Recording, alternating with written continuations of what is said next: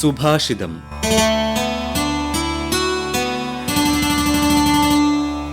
ജീവിതത്തെ ഒരു യാത്രയോടാണ് തത്വചിന്തകർ വിശേഷിപ്പിച്ചിട്ടുള്ളത്.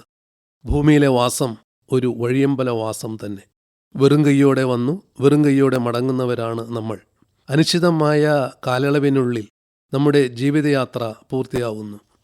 ഭൂലോകവാസ കാലയളവിൽ ജീവിതം ചിലർക്ക് മധുരിതവും മിക്കവർക്കും ക്ലേശഭരിതവും യാതനാപൂർണവും ആയിത്തീരുന്നു. കഷ്ടപ്പാട് നിറഞ്ഞ ജീവിതം എന്ന് നാം പരിതപിക്കുമ്പോൾ സഹജീവികളിൽ ഒത്തിരി പേർ ഈ ജീവിതം ആനന്ദ തുന്തിലമാക്കി ജീവിച്ച് മതിയാവാതെ മൺമറയുന്നതും നാം കാണുന്നു. ഈ വൈരുദ്ധ്യം തന്നെയാണ് ജീവിതത്തിൻ്റെ മുഖമുദ്ര. ഇതിൽ ഏതു വേണം എന്ന് തീരുമാനിക്കേണ്ടത് ജീവിക്കുന്നയാളാണ്. തീരുമാനം ഏതായാലും ശ്രമകരമായ പ്രവർത്തനം അവശ്യം ഉണ്ടായേ പറ്റൂ.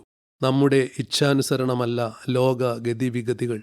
വിധിയുടെ വിളയാട്ടു പമ്പരമാണ് നമ്മൾ എന്നു വിചാരിച്ച് വരുന്നത് വരട്ടെ എന്ന ചിന്താഗതിയുമായി നീങ്ങിയാൽ ജീവിതത്തിൻ്റെ സഞ്ചാരപഥം ദുർഘടമായിരിക്കും. ജീവിതയാത്രയിൽ നാനാവിധ ആവശ്യങ്ങളാണ് വന്നു ചേരുക. വ്യവസ്ഥാപിത ജീവിത രീതിയിൽ പണമാണ് ദൈനംദിന ആവശ്യങ്ങൾ നിറവേറ്റുവാൻ അനിവാര്യമായി വരിക. വീണ്ടുവിചാരമുള്ളവർ അതിനായി പണം കരുതിയിരിക്കും. അത്യാവശ്യ ഘട്ടങ്ങളിൽ നമുക്കും കടം വാങ്ങേണ്ട സന്ദർഭങ്ങൾ സംജാതമാകാം. എന്നാൽ കടം മേടിക്കുന്നത് ശീലമാക്കിയ കൂട്ടരും സമൂഹത്തിലുണ്ട്. സ്വാഭാവിക കടം വാങ്ങൽ സർവ്വസാധാരണമാണല്ലോ ഇപ്പോൾ. 0% പലിശ എന്നൊക്കെ പരസ്യങ്ങളുമുണ്ട്. ഈസി ഇൻസ്റ്റാൾമെൻ്റ് ഇനം വേറെ. എപ്പോഴെങ്കിലും തിരിച്ചു തന്നാൽ മതി എന്ന മഹാമനസ്കതയോടെ കടം കൊടുക്കുന്ന ചിലരെങ്കിലുമുണ്ട് ഈ സത്യാനന്തര കാലഘട്ടത്തിലും. വിശ്വാസത്തിൽ അധിഷ്ഠിതമായ കടം കൊടുക്കലാണത്.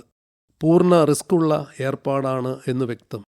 എങ്കിലും ചിലരുണ്ട് അത്തരക്കാർ എന്നത് സാമൂഹ്യ ജീവിതത്തിന് സംഗീതമരുളുന്നു. ചങ്ങാതിയെ അല്ലെങ്കിൽ ബന്ധുവിനെ വിഷമഘട്ടത്തിൽ സഹായിക്കുക എന്ന മാനുഷിക സമീപനമാണ് അവരുടെ പ്രേരക ഘടകം. അമിതമായ പലിശയ്ക്ക് കടം കൊടുക്കുന്നവർ അസംഖ്യമാണ് നാട്ടിൽ. നിരുപാധികമായി സഹായിച്ചവരെ ഗുണഭോക്താക്കൾ പലപ്പോഴും മറക്കുന്നു. എന്നാൽ സമൂഹത്തിലെ ഷൈലോക്കുമാരുടെ പലിശയും മുതലും കൃത്യമായി മടക്കിക്കൊടുക്കുന്നു.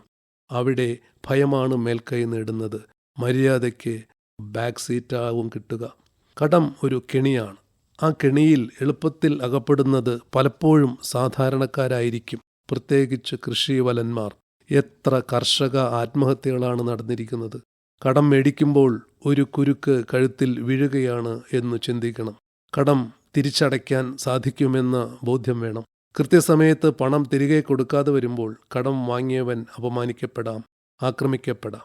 ഇത്തരം ജീവിത സാഹചര്യങ്ങൾ ജീവിത പാഠമായി ചിത്രീകരിച്ച ലോകപ്രസിദ്ധ നാടകൃത്ത് വില്യം ഷേക്സ്പിയർ ഹാംലെറ്റ് എന്ന നാടകത്തിൽ പറഞ്ഞത് കടം കൊടുക്കുന്നയാളോ വാങ്ങുന്ന ആളോ ആവാതിരിക്കുക എന്നാണ്. കാരണം കൊടുത്ത പണത്തോടൊപ്പം നല്ലൊരു സുഹൃത്തിനെയും നഷ്ടമാകും.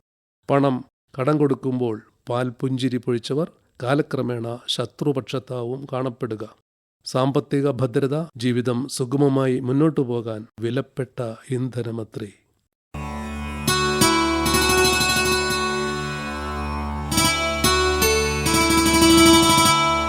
സുഭാഷിതം.